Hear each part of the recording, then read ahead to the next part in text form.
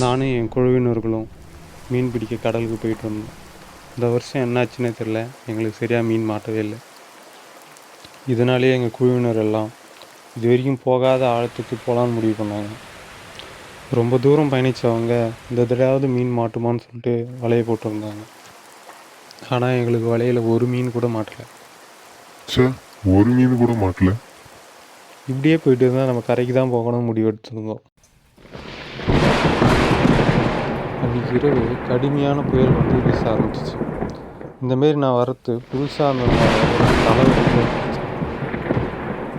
எங்கள் குழுவினர்கள் எல்லாம் ரொம்ப பயத்தில் இருந்தாங்க. ஏன்னா இது வரைக்கும் இந்தமாரி புயல் அவங்க பார்த்ததில்ல. கேப்டன் வந்து இப்போ உனக்கு ஓகேவான்னு கேட்டார். எனக்கும் இப்போ பரவாயில்ல அப்படின்னு சொல்லிட்டு நானும் சொன்னேன்.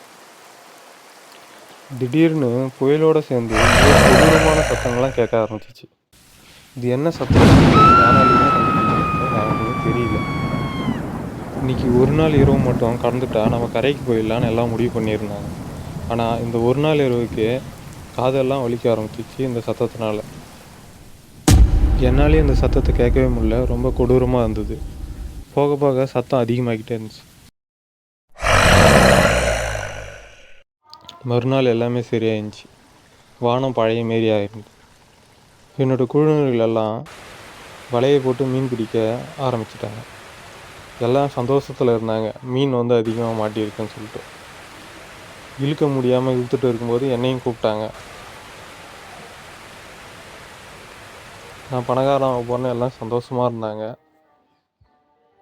அப்போ தான் நான் ஒரு விஷயத்தை நோட் பண்ணேன். அங்கே ஒரு கை இருந்தது. நான் பயத்தோடு இழுத்துட்டே இருந்தால் அங்கே ஒரு அழுகுன நிலையில் ஒரு பிணம் ஒன்று இருந்தது.